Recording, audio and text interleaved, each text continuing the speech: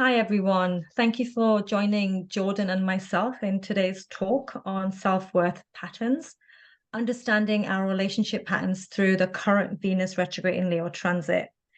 My name's Rav Chahal. I'm an evolutionary astrologer, having certified through the Jeffrey Wolf Green School of Evolutionary Astrology.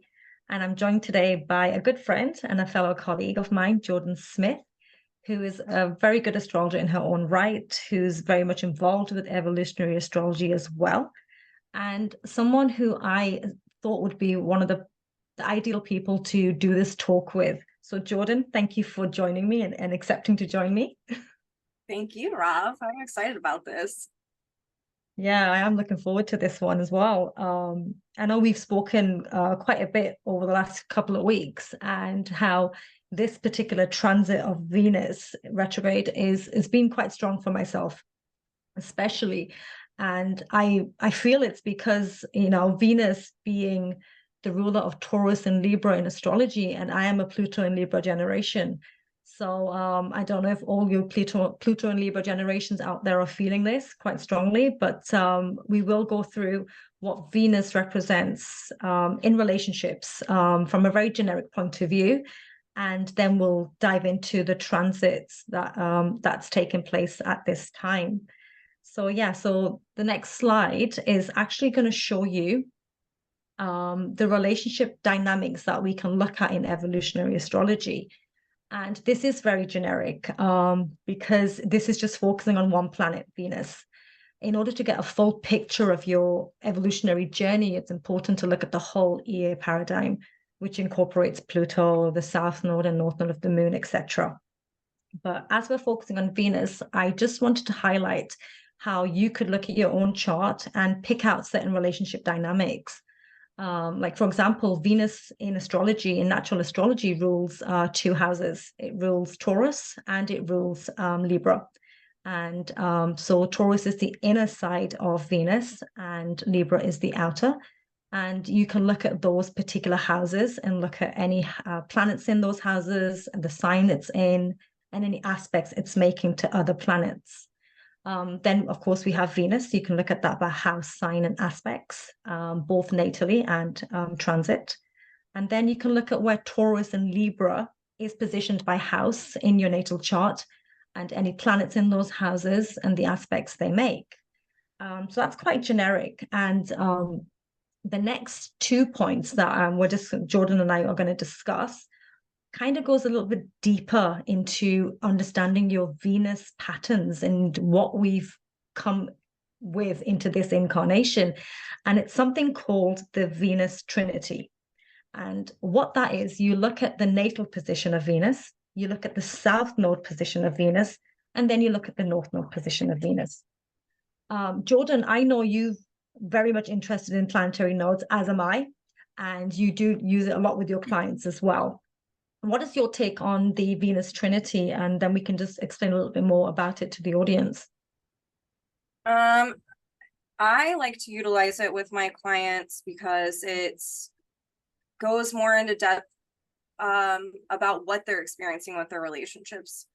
I mean, I think every single client I've ever had is coming to me talking about some type of relational dynamic, seeing as that is one of the ways that we choose to evolve. It's, we need that counterpoint, the Libra side, in order to evolve. And so whenever I have a client come in and they are talking about what's going on, like you said, I look at the whole Pluto paradigm, but I'm always looking at the South Node of Venus for them and what it's aspecting, the transits that are coming up, if it's aspecting anything of that, and then also the North Node and the rulers of the South Node of Venus and the North Node of Venus, because it gives me a more complete picture of what is going on. And I also wanted to say, with the transit that's happening, it's really important for people who, if they want to learn more about what's coming up, seeing as the lunar South Node is in Libra, it's great to look at their own natal South Node of Libra, South Node of Venus, because it's going to give, a lot of juicy information about what is coming up for people right now. So Yeah. Oh no, I totally agree with you. It's like so the natal Venus that we're born in with, there's a reason why it's in that particular position, right? Because it's picked up from somewhere. And to get the previous chapter, that's your South Node of Venus, right? So you understand more. This is the reason why I've picked up with this particular aspect, sign house, etc. And then that evolving Venus, which is the North Node of Venus, is the evolutionary intention that that Venus wants to evolve towards. So it's like that you wouldn't, just pick up a random book and read that particular chapter. You want to know what's gone on previously, so you'd start from the beginning. So the South Node of Venus will show us what relationship dynamics have you left behind, or have you left behind that it's happened in the past. An example I wanted to give was, I'm going to use my own, not going to get too much into my own relationship dynamics, but I'm a natal Venus in Virgo. And so straight away, before I knew about the nodes, I used to be like, Venus in Virgo, okay, I'm a perfectionist. Yeah, I can be, etc., etc. And then I realized, going deeper into it, that Venus in Virgo can be quite self-critical. It can feel guilty, the perfectionist side kicks in. And I was like, oh, okay. So if I'm self-critical to myself, I will end up attracting that projected in other people, relationships, work, just relationships with the other. And when I saw my South Node of Venus is actually in Libra, and it's in the new phase conjunction with Pluto in Libra. You're having a nodal That's return when on that South Node right now, by the way. Yep. No, with the transiting South Node of Venus too. So it's building up, yeah, for sure. So I'll be having an interesting time with the relationships. But that gave me more context in understanding I haven't got the balance right in giving and receiving, a balance within myself. So the Venus in Virgo made a lot of sense where I'm in that transitional stage within my own evolutionary journey in terms of the values I have and the values I'm projecting out. And so my North Node of Venus, can you guess? Is actually it's in Leo, in my 11th house, which straight away was objectify, detach, liberate the old patterns. You get a fuller understanding of your own evolutionary journey. And just knowing that for myself made a lot of sense. And I was like, okay. So you don't take it a lot more personally. You do detach from it if you can. yeah. But yeah, so what about yourself, Jordyn? I know I'm putting you on the spot if you don't mind sharing with the audience.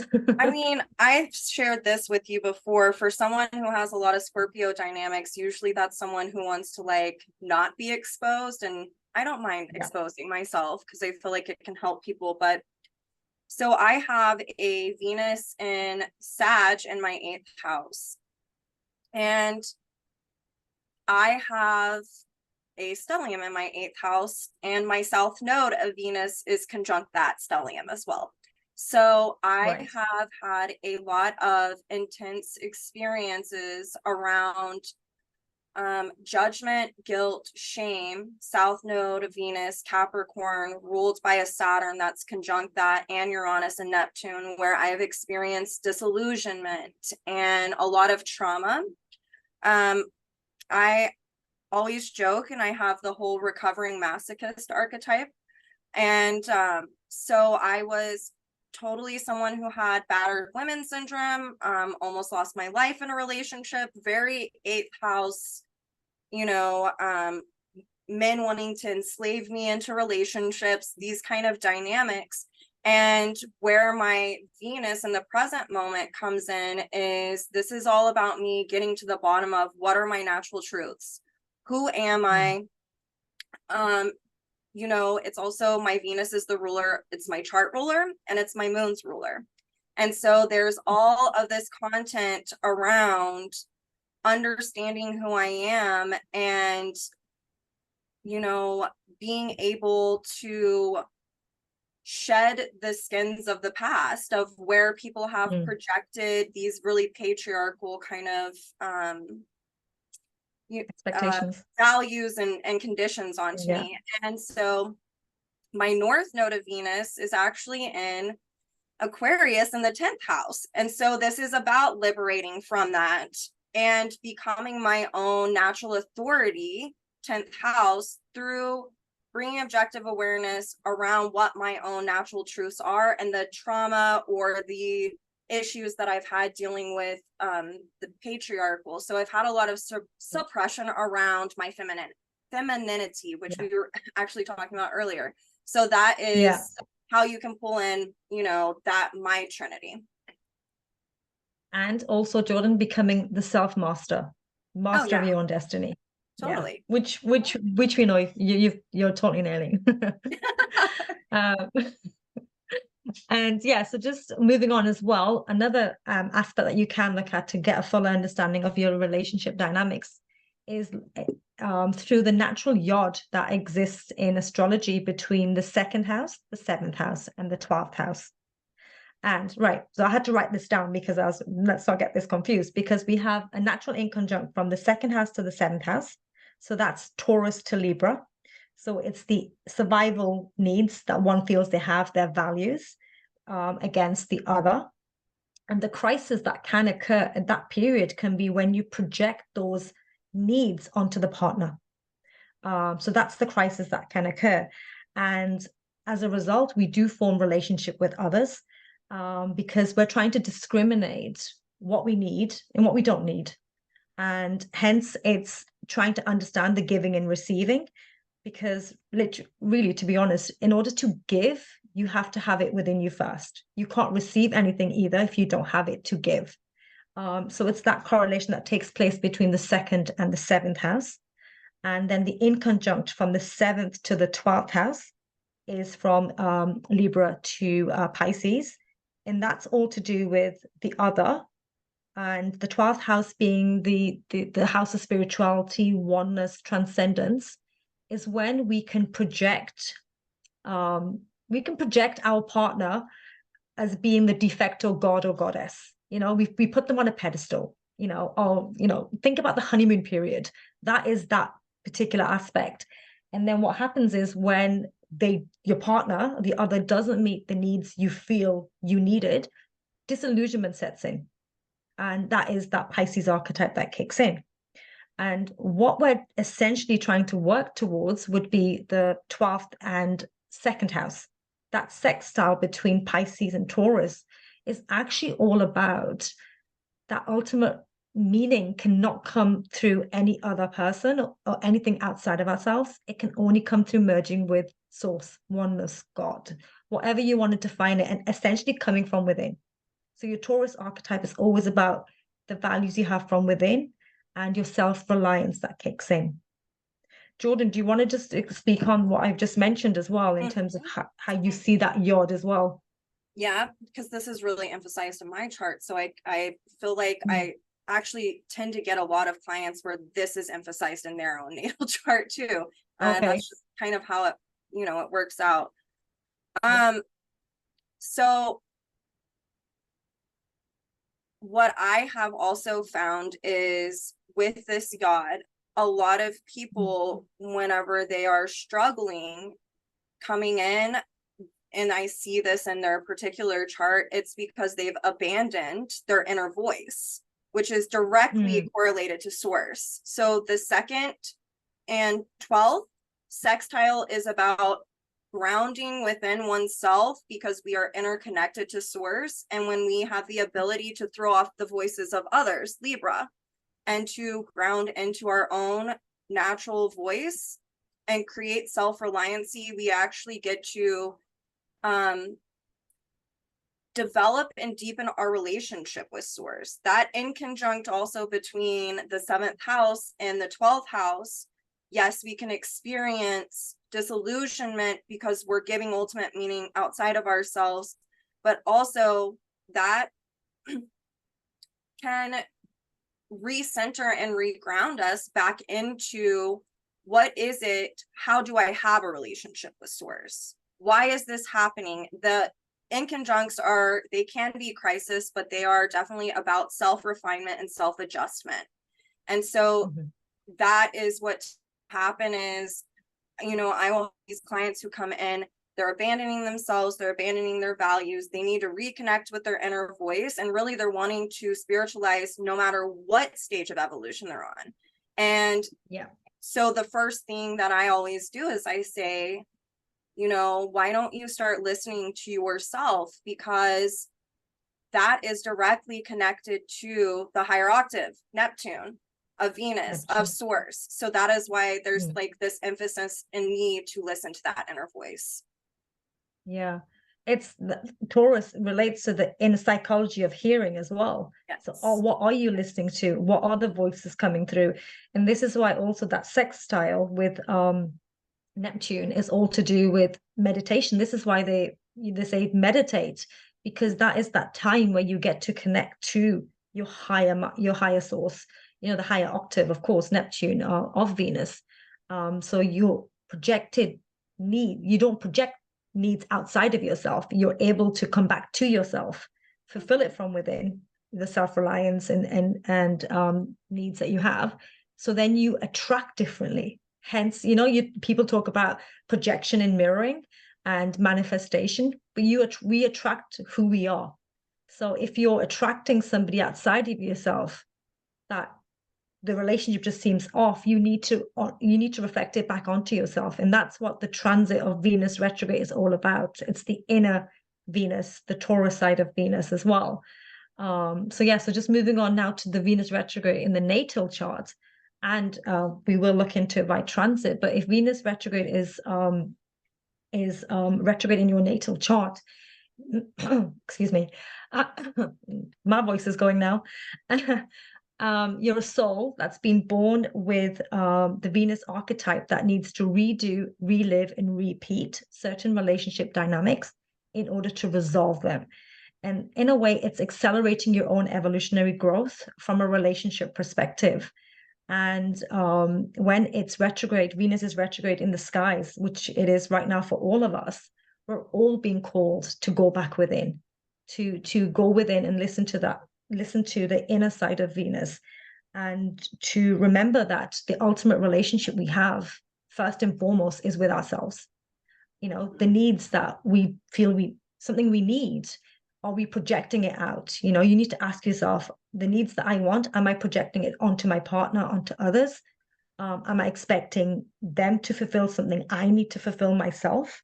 So it's looking at where you've placed your ultimate meanings, your ultimate values. What would you say to that, Jordyn? Ooh. So I have a kiddo with Venus retrograde, and I have a parent with Venus retrograde. And then my own natal Venus is what we would call in evolutionary astrology an oblique retrograde. Right. Yeah. So it's ruled by Jupiter, who is retrograde, and they're in mutual reception. So I am also very familiar with this. So yes, there's this emphasis on the interrelationship to self. There's also what I've seen with a lot of people who have Venus retrograde, not a lot, but quite a few, is oftentimes because they are wanting to work on the inner side of Venus, they will end up either creating situations to where they get thrown back in on themselves and they are having to just be by themselves. It's kind of like, you know, no one wants to deal with me anymore. And it's to force them to be able to reconnect with that. And on the flip side, you know, I have a kiddo who has Venus retrograde in Aries, but in the 7th house. And so, and his Jupiter is ruled by this Venus, and it's in the 2nd house, and it's Libra. And so there's actually an emphasis for him to learn how to listen to others. He's redoing that because the imbalance was created by only listening to self and not listening to others. And so that's kind of the paradox within his chart. So I find it fascinating how, you know, if there's a paradox like that, how that can come up. Yes, that's actually makes a lot of sense. And also Venus retrograde, we talk about retrograde where you relive, redo, repeat. But the Venus retrograde, what ends up happening is you do end up re-meeting past, I'm going to say past lives, but old relationships, past life relationships and connections, because of the need to resolve and to be able to evolve forwards.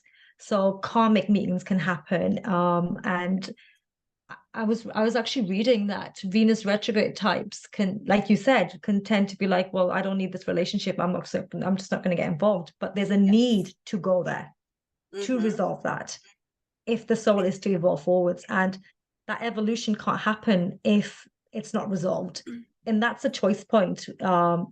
Anyone with certain retrogrades have is that choice point of, do you choose to work through this or do you choose to work against it? And yeah, sorry, I John, you're also going to say something. I also think that there's this whole, because it's about individuation, Mm. oftentimes these people on the flip side, even though they might create situations where they're just left with themselves, some of them, I've read one of EA's teachings is that 20% of those people oftentimes have no type of relationships because there's such an emphasis on wanting to work on themselves, and because it's so individuated, they come into this world feeling very different than everyone else. Mm-hmm. It's the whole kind of alienation feeling because it's so individuated. Yeah, it's that feeling of, I know what I want and I know what I don't want, and they will be very particular with that kind of energy. But it's also being aware that there is certain relationships they have to work through in order just to move forward. But I get exactly what you're saying. Yeah. So we find ourselves in a Venus retrograde transit right now. So every single one of us is experiencing this energy. These lessons are being presented to us, whether we want them there or not. So we're going to now move on to the Venus retrograde transit. But before we look at the charts, there's a wonderful book through the School of Evolutionary Astrology called Relationships, Our Essential Needs. Great book to pick up and read if you want to get further into the dynamics of relationships, etc. And a quote from there that from Jeffrey Wolf Green about the Venus retrograde transit is that when Venus does go retrograde, it will be transiting somewhere in the birth chart. And this is a very significant time for all individuals on Earth because it will correlate to a time frame in which we must re-examine and reflect on the overall nature of our reality. I'm sure that will resonate with a lot of you. And yeah, so we're going to just dive right into the transits. And we've chosen two particular charts to work on. The first one is the Venus retrograde station retrograde transit that happened on the 23rd of July in the UK. I know in America it would have been the 22nd of July. So this is based on just the Greenwich time for the chart purposes. But Jordyn, I'm going to pick out some of the key signatures that stood out, and let's just have a conversation and see if we can help anyone that's listening to this talk. So Venus retrograde, stationed retrograde at 28 degrees of Leo. The ruler of that was the sun in Cancer at 29 degrees, which was opposing Pluto retrograde at 29 degrees in Capricorn, which both those planets were in a grand square with the nodes of the moon, with the south node of the moon being Libra at 29 degrees, which is the ruler of the Venus retrograde. And we had the north node in Aries at 29 degrees as well. Just let's start off with that. There's a couple of other signatures that I want to talk about. How do you see this stationary point of the Venus retrograde? Well, I mean, with everything that we've already kind of talked about with Venus retrograde, with it stationing retrograde being ruled by the sun in Cancer, there's an emphasis on self-actualizing. So, and it is through understanding what our inner security is, what it constitutes, that opposition between the sun and Pluto, we're re-experiencing, reliving key moments right now dealing with our relationships as a way to take accountability, responsibility for our own healing, for our own growth, for our own relationship with ourselves, in order to also create new ways of inner security, of experiencing inner security. Also, with Pluto being ruled by Saturn retrograde in Pisces, there's a lot of people being confronted with their ideals around these relationships and the need to dissolve these man-made constructs revolving around how they've been conditioned to do relationships, stemming from religion, family. I like to call it checking the boxes.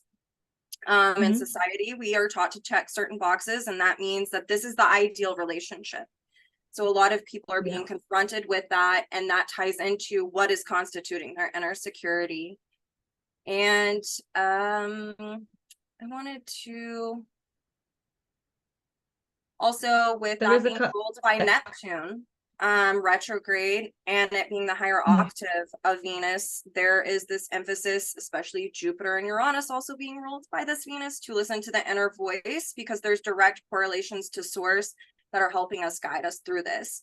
And so there's an emphasis on grounding within ourselves in order to have more of self-reliance, self-fulfillment through self-reliance, understanding our own emotional needs, how to meet them for ourselves, and understanding there's a dissolving process of conditioned values around relationships right now. And so there's a need to creatively self-actualize through understanding our natural truths, Jupiter being ruled by that Venus, and how that corresponds to natural law and to source. And through listening to the inner voice, the Taurus side of Venus, we can reconnect with our own personal natural truths that are, there's a book by Jeffrey Wolf Green, it's, you know, The Whispers of Our Soul, talking about how Neptune is the higher octave of Venus and how it's important to pay attention. And this chart really reflects, in order to take responsibility for our own growth, in order to understand what inner security is on a natural level, we're going to have to go into the underworld, expose these things about ourselves, and understand what our natural truths are, liberate from old conditioned values, and implement new ones. And that is a way to creatively actualize. Well, interesting. You've just picked up the Pluto and the Neptune. Did you see that there's a yod between Neptune and Pluto to that Venus retrograde? Actually, I wrote that down, and you said you didn't want to get into it, so I didn't get into it. You were like, let's start with this. So yes. Oh, yes. No, but you've just literally just. It's a big one. Yeah. It is. Yes. It is about really dissolving old patriarchal distortions revolving around our value systems in regard to our relationship. There is a refinement, a readjustment through creatively actualizing, through exposing those dynamics. So I've had a lot of people, I have a friend who works at a divorce firm. That's all she does. And when the node shifted, and then when Venus stationed retrograde, she was like, what is going on? I could not get off the phone today. Everyone is getting a divorce. And I was like, oh yeah, here we go. And it's because we're wanting to look at, Venus is ruled by this, is the ruler of the South Node. We're wanting to get to the bottom of what are these imbalances. Libra is not inherently balanced. It is learning balance. And the imbalances are coming from what's being exposed are the patriarchal conditioning, so religion, societal, cultural religion of a patriarchal sense, Saturn, Pisces, man-made social constructs that have created these imbalances. And so needing to understand one's own sovereignty, Pluto and Capricorn, needing to understand what has constituted our inner security. How do I do that for myself? What are my beliefs about myself that corresponds to what I value? This is pulling in that Jupiter again, and the need to really objectify all of this through listening to that inner voice as a way to evolve, which that pulls in this Neptune, because we're all trying to evolve and go back to source. And this is really emphasized and highlighted. And it's about creatively actualizing through understanding what our self-worth is, Venus and Leo is, how do you show up and have self-dignity? How do you show up and have self-love? How do you show up pulling in the yod with Pluto and Capricorn? How do you have self-respect? So all of this is emphasized to expose the imbalances created by the conditions that have led to this situation. Take responsibility, listen to the inner voice. You know you better than anyone else. This is what this chart really speaks to. Yeah. I also feel with this chart, you know, Pluto for us, for evolution astrology being the symbol of the soul, and this is the evolving soul for every single one of us. I feel this chart is literally screaming, the soul work you're here to do is the relationship with yourself. Absolutely. Yes, we evolve through relationship with others. That's a given. But we are throwing off, you know, 29 degrees of Cancer, opposing that Pluto at 29 degrees of Capricorn. We're throwing off old emotional dynamics that no longer work in relationship that we are projecting out to the world. So go back to yourself, like you said, go back to yourself, listen to that inner voice, listen to exactly what your soul needs, as opposed to society's telling you, you're 28 years old, go get married. You're 30 years old, where's your child? No, that doesn't work for everyone. And it's being able to honor what's your truth. And, you know, Cancer is, Capricorn is your emotional truth, your emotional reality. And what are you projecting out to the world that really doesn't reflect that? And we've also got that Venus squaring Uranus in Taurus. The ruler is Venus. And it's telling you to, it's telling us, I'm saying it's telling you, it's telling us to liberate, decondition, you know, if in the meantime you have to be on your own, it's okay, because the right people, the right tribe will meet you, you know. And it's, I also see that Venus squaring that Uranus archetype to do with sudden meetings. I feel like a lot of people during this time, and it'll be interesting to see if anybody resonates with this, have suddenly met somebody out of the blue and suddenly thinking, oh my God, here's my perfect partner. Oh, this is who I've been looking for, you know, Also for sudden endings. however long. Yes, both aspects, but I feel like even the sudden endings actually is good. You mentioned that. I feel like if it's happened during a Venus retrograde phase, that's a review process, and things may change post the direct phase, which we'll look into, because what your inner needs have been reviewed, and they may not exactly be this what they were 6 weeks ago when the retrograde started to 6 weeks after. So it's also being conscious, and going back to your point of go within, do the meditation, do that inner work, and allow the messages to come through. And there's your Jupiter, which is in the direct chart. It's very, very interesting in terms of the planets that are stationary, etc. But yeah, so that yod that you mentioned is ultimately about, for me, I see as a relationship between the soul, the source, and my values. Am I meeting? Yeah. Did you pick up on how the sun is semi-sextile to Venus? No, you just did. And then there's Yeah. the in conjunct to Pluto. So this is something in conjunct to Pluto. So there is this, we've got Pluto retrograde, its ruler is retrograde, and then its ruler is retrograde, Venus station retrograde, and then a semi-sextile are all revision. That's a revision archetype through a phase, an aspect. That's also a revision, realignment through the inconjunct as well. The revision through the semi-sextile to Venus is, we've experienced this before. This is circling back around. So, and then if you have, you throw in Lilith there with the moon as this happened, it's, what do you need to purge? What do you need to do to return to your center? Right now is the time to do this work. As you're reviewing through these retrogrades, how do you return to this place of sovereignty? This is also trining that Pluto. Lilith is. So it's about reclaiming sovereignty on some level. And with the semi-sextile from the sun to Venus, this is something that has been, someone's had practice doing it before. It's not something that's brand new. And you see that with all the retrogrades as well. So it can feel scary, but it's something that is wanting to come up in order to make a different choice, seeing as Mercury is applying to this Venus and is the ruler of that Lilith and the moon as this unfolded. So it's about what new choice are you going to make that's an integrity, Pluto and Capricorn, and self-dignity, self-love, Venus, Leo, that ultimately helps you to gain Sun, the integration of emotional security through self-reliance. That's what I see with that. Totally. And just before we move on to the direct, I just also just noticed that Mars Venus is in a balsamic as well, relationship endings. And really that Neptune, the higher octave here, Neptune retrograde in Pisces, also I feel is a message to forgive yourself.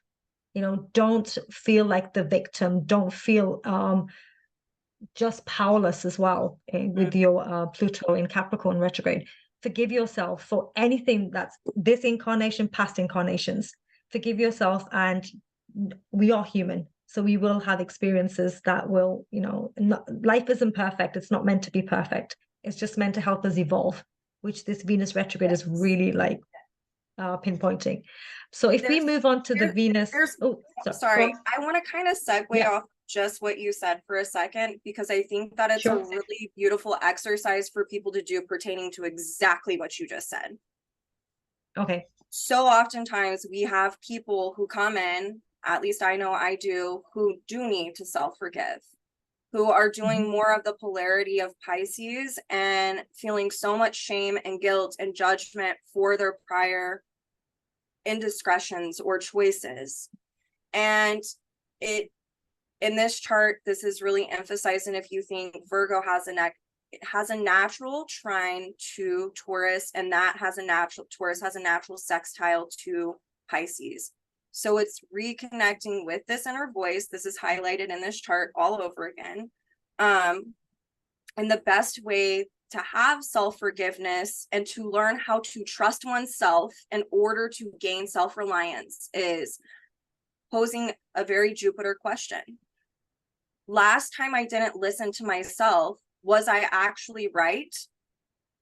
That's where the anger or the guilt comes from, is not listening to how you were actually right. And that shows you can trust yourself because you were right.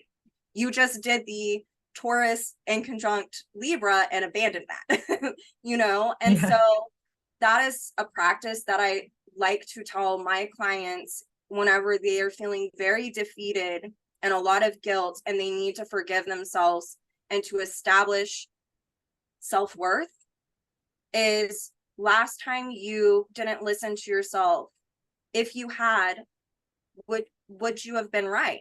And it is always yes. And so that is where self-forgiveness can come into. So I just wanted to say that, and because if there's someone who's listening to what you just said and they're experiencing that, Pluto and Capricorn can feel futile. And that's a very beautiful exercise to do in order to get out of that. Yeah. No, that's beautifully put. Very beautifully put. And that's your also Mercury linking to your Venus in a balsamic phase, but just get it down. Just write it down if need be. Right. So this aspect, which is coming up in about 10 days, is the Venus stationary direct, which will happen on the 4th of September in my part of the world, but on the 3rd of September, where Jordyn is. So yeah, in this particular chart, literally what jumped out to me was we've got Venus stationary at 12 degrees of Leo, and this time the ruler of that Venus is the Sun in Virgo, which is conjuncting Mercury retrograde. And the question that we're all seeking to answer with this particular stationary point is, have we been able to discriminate and discern where we've been projecting our values and needs? That's the key one that jumped out to me. And I am a Virgo, so that would jump out to me. What we've been doing over the last 6 weeks will have been a lot of internal processing, and everything that's come up will now need to be dealt with. You know, it was all inner, what's going on inside, but now it may be projected now in outer relationships and connections. And interesting enough, we've also got there Venus is actually squaring Jupiter in Taurus. And Jordyn, if you see that, I'm sure you noticed it. Jupiter is stationary retrograde, if I'm correct. And there it's An pointing hour to after Venus goes direct, it retrogrades. oh wow, Yes. so yeah, that's a very magnified point then Mhm. for that Venus aspect with Jupiter. And that is that's a first quarter phase, isn't it? First quarter. Mm-hmm. Yeah, first quarter phase. So that's pointing to our belief. Jupiter is about beliefs, you know, our philosophy, our truth. And the key question for me that will be highlighted on that particular aspect, that transit is, are we being honest with ourselves and others? What would you say to that? Yeah. I Yeah. feel like with a square, I always think of it as a call to act, right? It's a call to act Mm, on something. And so there's this intensification of tension inside. And then seeing as Venus is ruled by that sun that's conjunct Mercury retrograde, there's a choice around speaking your truth. What is it that you need to say? If it's with someone else, seeing as the South Node is in Libra, the ruler of that is this Venus, what kind of conversation do you need to have? How to show up in a Jupiter authentic, sincere way? And this is also, you know, Mercury being in Virgo is about having discernment around mm, what conversation needs to take place, what choice needs to be made in order to do the Virgo-like thing, to have self-improvement. So if things are yeah. coming up during this review process of Venus retrograde as it stations direct, there's this emphasis on what new choice can I make that's going to help me have self-improvement, that's going to help me have self-reliant, all of this Taurus energy as well. Neptune is in conjunct the South Node. The South Node is conjunct Ceres. So there's something about also, again, listening to the voice, especially when it's felt disillusioned, as a way to regain something. Ceres is about regaining something we felt that we lost. In this chart, in Yeah. a very general sense, it being in Libra, it's something we've lost to an imbalance. Maybe we abandoned ourselves in a relationship. Maybe we weren't honoring our own truths. Jupiter squaring this Venus. Maybe Mm, we were honoring someone else's truths instead of ours, which is an act of self-abandonment. Maybe we need to throw off those voices of others and to speak from an honest and sincere place about what it is we're needing. Maybe the boundary is speaking this, and then seeing as this is an inconjunct to Neptune and it's retrograde, some might be experiencing, oh, well, this didn't work out the way that I thought it did. When I speak my truth, I also have clients who say this to me and they feel defeated. And that is when I tell them this Libra lesson. The boundary lies within the one who creates it. Boundaries aren't Virgo about controlling someone else. They are about healing yourself. They are about mm, having sovereignty. So this Neptune in conjunct Ceres in the South Node means that the only thing that we should be attached to right now is the truth, not the outcome or the expectation of whatever conversations that we might need to be having. And then to remember that if we feel a little disillusioned, Neptune and Pisces, by this experience, to understand that reclaiming one's own sovereignty is by maintaining the boundary. A boundary means that I'm saying this, I'm speaking my truth. If you don't want to listen to me from where I'm coming from, Libra, then mm, I have to make a choice. That doesn't mean make a choice to have you change. It means make a choice to my situation, because the boundary lies within the one who creates it. Because that is like mm, the biggest baloney that I hear with people with boundaries, is it's always about control. No, it is. When I worked in psychotherapy with young girls, I would always tell them the boundary lies within the one who creates it, as they were learning how to have boundaries. And so this is really emphasized in this chart, however it comes up for each one of us, you know. And again, the South Node and Ceres are ruled by this Venus and Leo. So how are you going to have self-dignity? That's part of this reclaiming of where an imbalance is had. How are you going to have self-love? Is it through honoring your truth, the square from Jupiter to Taurus? Or is it, you know, throwing that to the wayside? And with, again, being the Venus, whatever happens, it is okay. And we just need to take it one step at a time in a very Virgo-like way, and not to overthink it, just to be attached to the truth. And then from that truth, we get to take the necessary steps, and the choices will reveal themselves. So yeah, it's that one day at a time approach, isn't it, with the Virgo as well? That Venus stationary is also conjuncting, as you can see there, Juno. Juno's the commitment asteroid.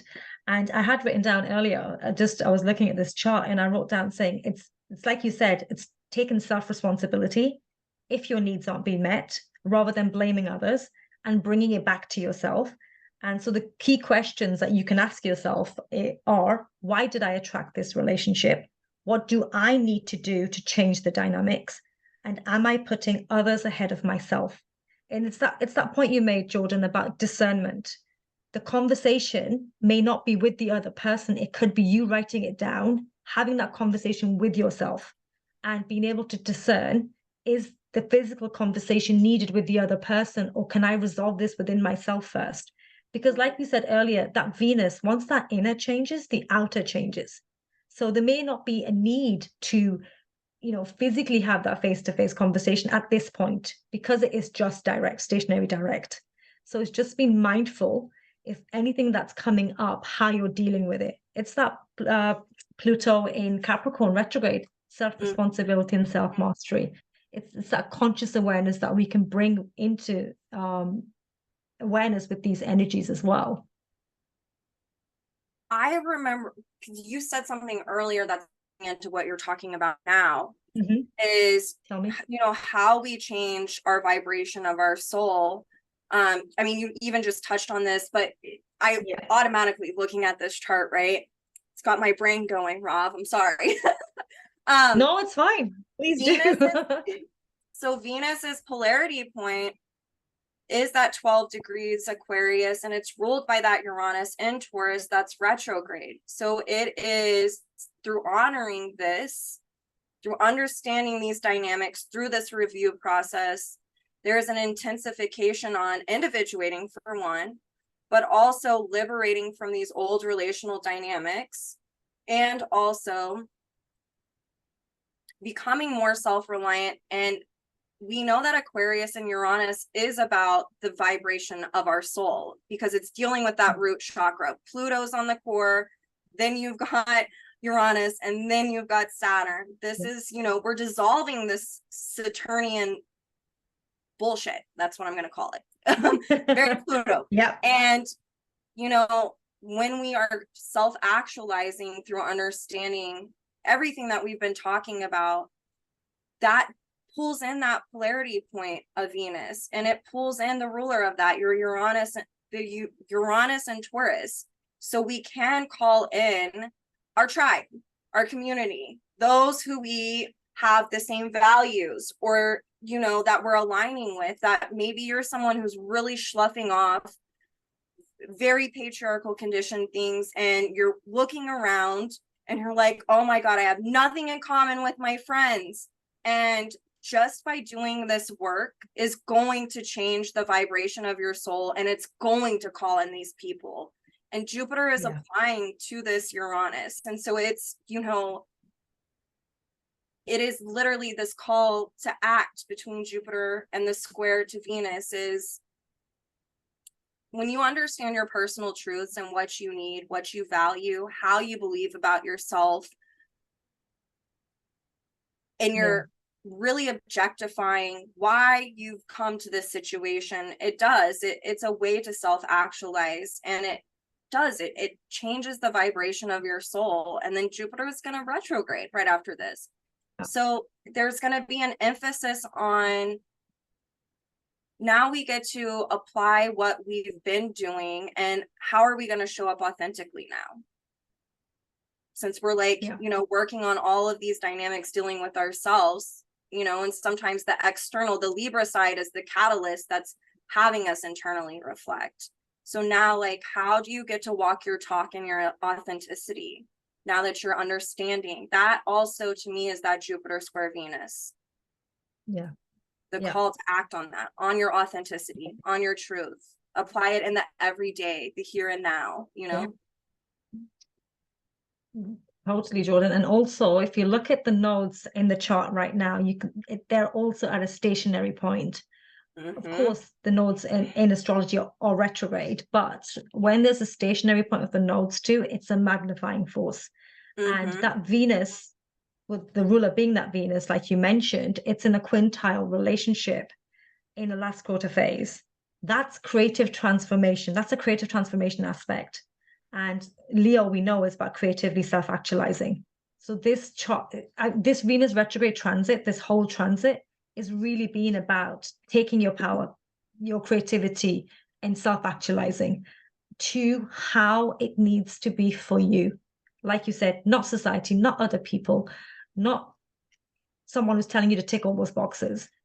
Back onto yourself, take this responsibility for your life and live your own truth. And this is what this direct chart is, like you mentioned, Jordyn, is screaming truth. Follow your truth. Yes. And that Jupiter retrograde, when it goes retrograde, will literally force us to do that. That's just another aspect in itself, another transit in itself. Yes. No, that was very well explained, Jordyn. I knew I'd enjoy this. It's like being an active participant in your own state of becoming. Venus and Leo, I was looking at my notes, Rav, as you were talking. So the transiting south node of Venus right now is in Libra. Just to kind of pull in the Venus, the transiting Venus trinity. And transiting north node of Venus and Neptune are both in Leo. And as we're talking today, transiting Venus is conjunct the north node of Neptune. I just wanted to say that to you because I found it kind of awesome. Where's the north node of Neptune in? Leo. Leo, you said it's conjunct. Oh, right. Yes, of course. So there's the higher octave with its the big sister with its little sister. It's very emphasized right now. Yeah. I now know why this particular transit just literally pulled me in. I've been meaning to talk about self-worth, relationships for the last 3 months, and the vision was there, but it just wasn't coming together. And I think it was only 2 weeks ago when I messaged you and said, will you do this talk with me? Yeah, it was 2 weeks, right? And I was like, it needs to be done now. There's no time like the present. And I'm glad I listened to my inner voice and reached out. And it's so interesting because me and you there is an emphasis on our self-worth in our charts. My moon is Libra, and it is ruled by a Venus in the 8th house and Sag, who is ruled by a Jupiter on my ascendant in Taurus and mutual reception. And then my, rising is Taurus. So my life, and then if you look, my Chiron's in Cancer, ruled by my moon, and it's in my 2nd house, and it's opposing my stellium of Capricorn. So my whole life, one of my paths has been about what is my self-worth. And it is about throwing the voices of others off and understanding who I am on a very natural level and returning to that core sense of who I am that I lost in prior lifetimes, because for various reasons that I won't go into. But I feel like that's something that's really emphasized in your chart as well for different reasons. But the root of it is right there for both of us. So it makes complete sense that here we are talking about this and Well, my 2nd house is ruled by Libra. So, my seventh house is Pisces. So this makes a lot of sense. And literally, this is as much it is personal growth, which we're both on, as much it is to help the audience that tunes in to listen to this particular presentation. So thank you, Jordyn. That was a lot Thank of fun, you. actually. And I Yes, got a thank you lot out of so that much, myself. Rob. Right, just moving on, before we actually close, I wanted to actually mention a conference that's taken place in 6 weeks. 6 weeks? I think it's 6 weeks. 6 weeks yesterday.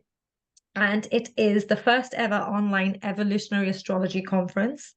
I know there was a conference that took place around in, I believe it was 2012, and that was in person in America. And many of the presenters that took part in that particular conference are again joining for this first ever online conference. So you're going to get a lot of familiar faces talking about a range of topics, and which I'm sure you'll be interested in. There's more information via that link, which will be in the notes for sure. There's actually a presentation on karma mates and soulmates, which may be of interest if you've tuned in wanting to know about Michelle's doing relationships, that. etc. Is that Michelle? Right. It's Yeah. So Michelle's Michelle class. will be. Oh, okay. Yeah, that jumped out when I was preparing this. Totally. And yeah, and also there's newbies like myself and Jordyn who will be presenting over that weekend as well. And my particular talk, just to give you a little bit of a self-promotion here, is on evolution and the emotional body. And it's looking at the fourth and 10th house polarity.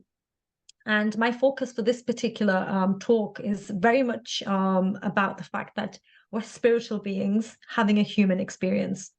But in order to evolve, we have to embody, we have to get it, we have to learn through the emotional body. And I'll be just going further into that dynamic and providing one or two examples for you to see how it works in practicality. And Jordyn's doing a talk on the asteroid Lilith in the natal chart. Do you want to tell us a little bit more about that? Sure. Yeah, I'm going over with Helena Garcia over the asteroid Lilith and her nodes. And so what we are going to be, teaching and talking about is the archetype of Lilith, which is our most undistorted natural self. It's where we return to our soul center. And so we're looking at embodying the undistorted masculine and feminine that resides in each one of us and how that journey unfolds. And it corresponds to how we return to our soul center. It ties very much into evolutionary astrology work, and there's an emphasis on Pluto and the nodes. So we'll weave that into the whole EA paradigm. But I'm excited to the first half of the class. Helena is going to really be going over the stories of Lilith, the different archetypes that you can see like manifest in different phases of Lilith, and going to be going over the practical use of it in a chart and how it shows up. And then we're going to be using chart examples as well. So I'm extremely excited about it. I love this topic. I have Lilith conjunct my Pluto, and I'm very, very passionate about this subject. So. Oh, I'm just going to add there. Guess what my Lilith conjuncts? What is the conjunct? Venus. I love it. There we go. There we go. I love it. Yeah, I'm sure we'll talk about that off air for sure. Yes. Yeah, so just quickly moving on to the final slide. It's just a bit more information about the conference. If you decide that you'd like to attend the full conference, there is a code you can use, Pluto, for 10% discount. Otherwise, there is registration for individual sessions. So you choose just to want to listen to one or two of them, but the full conference will definitely be worth it. So the links are there. And also the links are there for Jordyn's personal website and my personal website if you want to reach out for any reason. So yeah, thank you for listening, and I'm sure we'll join you again soon. Definitely. Thank you, Rob.